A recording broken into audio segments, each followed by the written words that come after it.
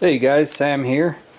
Uh, Today I just wanted to show you what I'm trying to get done. I'm trying to get this engine started for the first time. So I've been trying to get everything ready. I've got a radiator mounted on here. This radiator is from Cold Case Radiators. I had to do a little bit of modification to get it to fit on there. Uh, so we got a radiator hose upper and lower. Plan to change all that out, you know, to make it dress up the engine a little bit nicer, you know, with the corrugated stainless steel or either some type of covering for their hose or something. But this is just to try to get the engine running. So I got a fuel line hooked up to it also.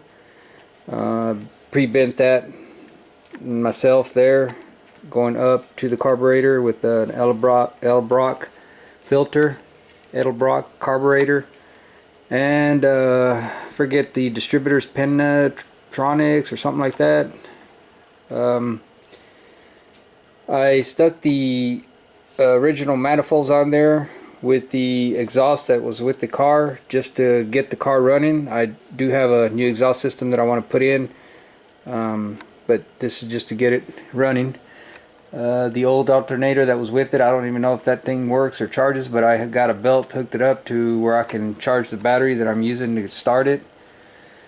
And so to get this radiator to work, I had to lower this sway bar down with I think this is about 1/2 inch, and what this is it's an aluminum stock bar, and I just cut it long enough to fit the the brackets here for that go to the sway bar.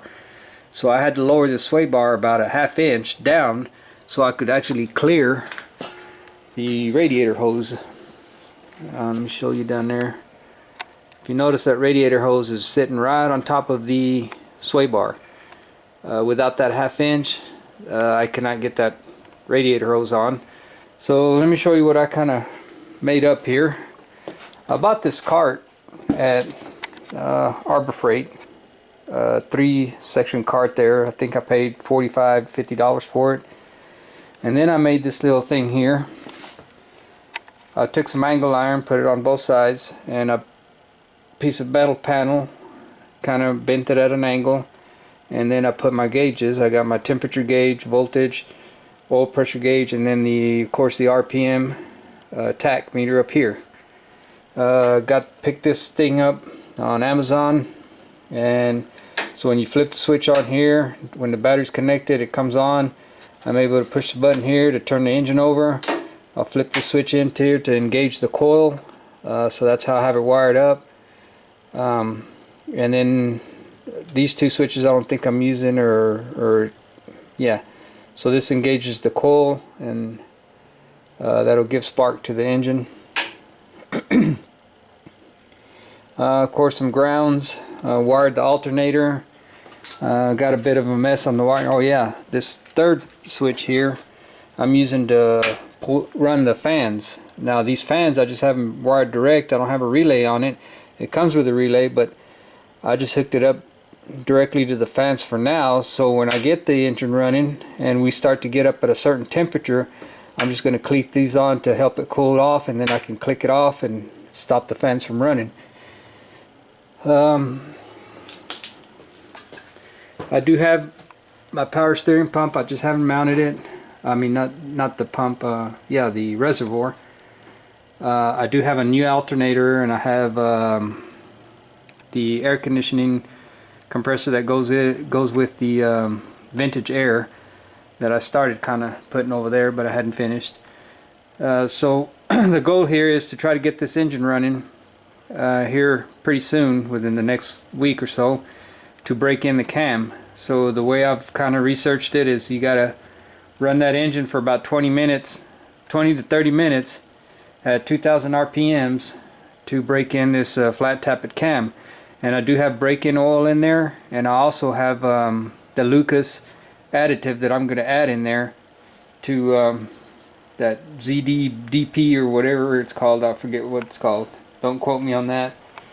Anyway, It's Lucas break-in oil, and then I'm gonna stick some additive in there also.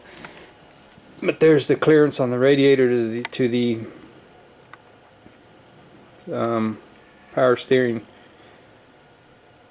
So as you can tell, I don't know if you can tell from this shot, but I had to notch the shroud, this thing that mounts the fans to the radiator.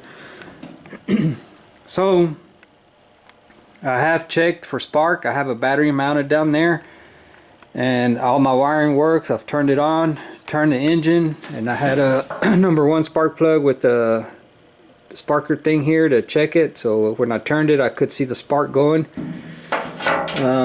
So now all I need is gas, because let's see, yeah, so I'm gonna get a gallon gas bucket, or not a bucket, but a gallon gas can, either a gallon or a 5-gallon. I've got one here, 5-gallon, that I use for my lawnmowers and store gas in. So I'm gonna probably fill that up, stick it underneath the car, run a fuel line to it, and hopefully won't start a fire.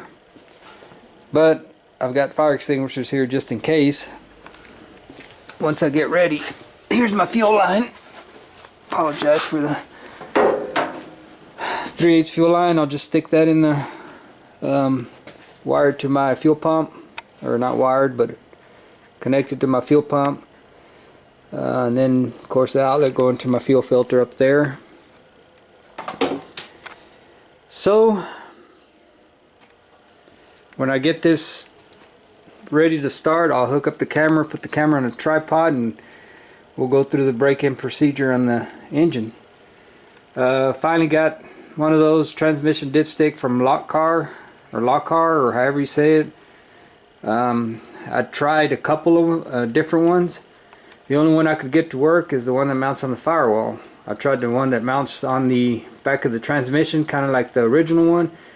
It wouldn't reach to mount properly. I don't know why they don't make it long enough. I couldn't find one that said that mounts to the back of the transmission housing that was long enough to work. So I ordered the firewall mounted one, and that has a longer flex, and it mounts up there and works pretty good. Got all the plug wires in, starting with the #1 spark plug and going around fire in order, 1-8, whatever that was. Of course, got the temperature in there. So I've gone over it a couple of times already, several times, just to see if I missed anything. I did prime the engine yesterday for about 30 minutes, an hour, and then I let it sit, and then I did it again. I was getting oil. That was before I put the valve covers on. I put plastic over the valve covers just to kind of keep them from getting scratched while I was doing all that. So I've got all the vacuum ports plugged on the carburetor. Don't know if I need to hook up my electric choke, so I may do that. Probably just need to run a wire from a switch source and then ground it, and it should work. There's all my wiring back here. Like I said, I got a mess. Kind of need to clean that up, just to put some tie wires on it or something. Alright guys, kind of bring you up to speed on what's been going on with the 64 Impala. I know I hadn't made a lot of videos here lately. Just kind of been putting it off. There's my reservoir for my overflow tube. Hope that works. Filled it up with antifreeze the other day, so this thing is got antifreeze in it already. Alright, thanks for watching, and I will try to get this up, and hopefully it'll be together with the starting of the engine. So we'll see you guys after a while. Thanks for watching.